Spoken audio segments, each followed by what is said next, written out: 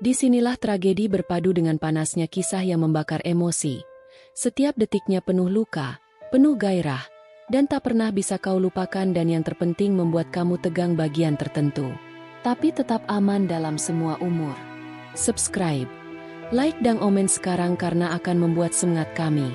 Semoga yang subscribe kita doakan akan diberi kelancaran dalam hal apapun. Sebelum cerita ini menelan hatimu. Namaku Aldi. Pria biasa berusia 28 tahun yang tinggal di sebuah perumahan kecil di pinggiran kota. Hidupku sederhana, bekerja sebagai staf administrasi di sebuah perusahaan dan menghabiskan waktu luang dengan nongkrong bersama teman-teman. Suatu sore, saat aku sedang santai di rumah, handphoneku berbunyi. Ada pesan dari nomor baru. Isinya mengundang aku main ke rumah tetangga baru yang cantik dan dikenal sebagai janda. Namanya Sari. Aku kenal dia baru sebentar, baru pindah sekitar 2 bulan lalu, dan selama ini aku cuma sekadar menyapa kalau ketemu di jalan. Pesannya cukup singkat.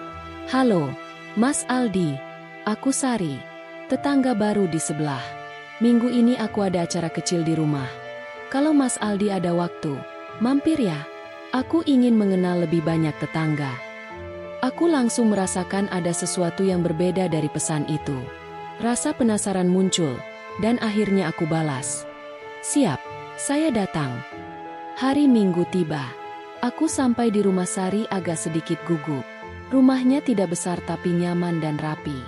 Saat aku ketuk pintu, Sari membuka dengan senyum manis yang membuat hatiku sedikit berdebar. Mas Aldi, terima kasih sudah datang. Ucapnya ramah sambil mengajak masuk. Kami duduk di ruang tamu yang dihiasi bunga dan lukisan cantik. Suasana hangat langsung terasa.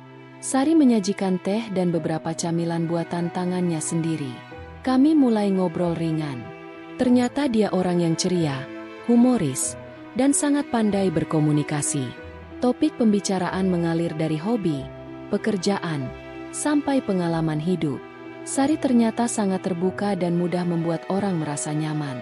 Aku mulai menyadari, dia bukan sekadar wanita cantik dan janda biasa. Ada kedalaman dalam dirinya yang membuatku makin penasaran.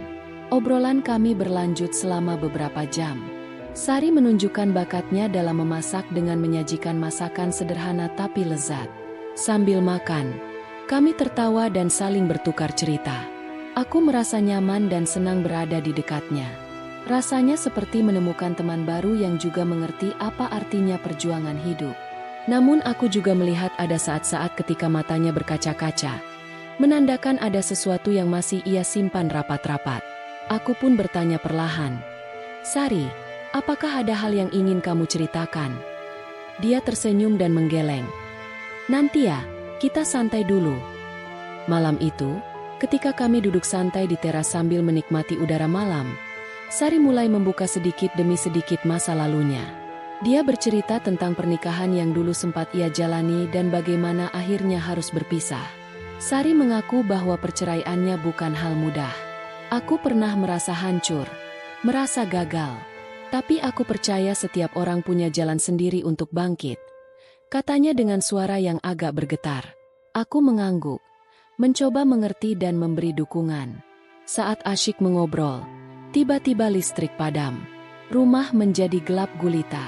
Kami berdua tertawa kecil karena kejadian ini tidak terduga. Aku mencari lilin dan menyalakannya. Cahaya temara memenuhi ruangan, menciptakan suasana yang lebih intim. Dalam kegelapan itu, Sari mulai bercerita tentang hal-hal yang selama ini ia sembunyikan, tentang tekanan dan perjuangan yang dialaminya sebagai seorang janda dan ibu tunggal.